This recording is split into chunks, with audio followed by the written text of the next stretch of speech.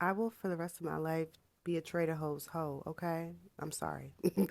Not sorry. These Langostino tails, best price on the market at Trader Joe's. The ground beef is a must, and I also got that from Trader Joe's. The potato rolls I got from somewhere else. Potatoes from Trader Joe's. Now, I am all for y'all going to the grocery store and buying pre-seasoned potatoes like Fridays. Well, no, technically I'm not because they're heavily processed.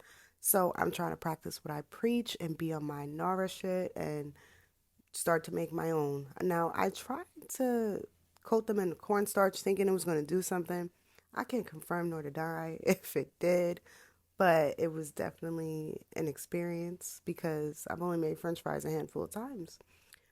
So I double fried them and they went from pale to, light skin with a tan. Um, and then for the langoustines, if you don't season your chicken or your fish, that's your business, but I always will. For this, I made like a double bath with the vinegar and water and then the langoustines, and then just rinse them off and patted them dry with a paper towel because we don't want too much moisture because we're frying. Look at them. Like by themselves, they're literally really good. They have like a sweet taste.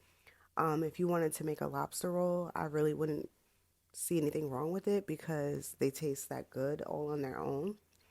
Most people have been putting them into pasta, but I wanted to fry them because no one else did. And it was cheat day, so here we are. So, anyways, I seasoned the flour with everything that I showed you. Well, the breading mixture. And then I propped them into the same oil that I made my french fries in.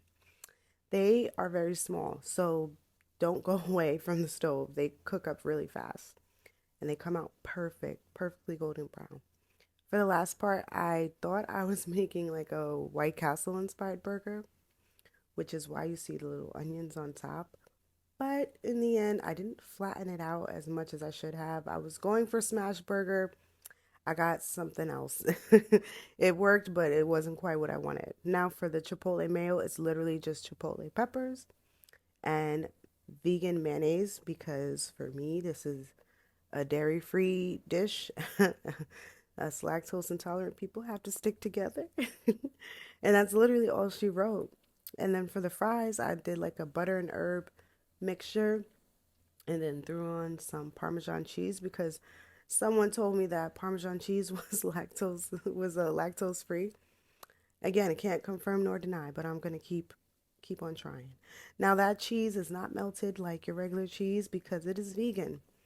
Leave me alone. I still wanted cheese, even if it wasn't real cheese.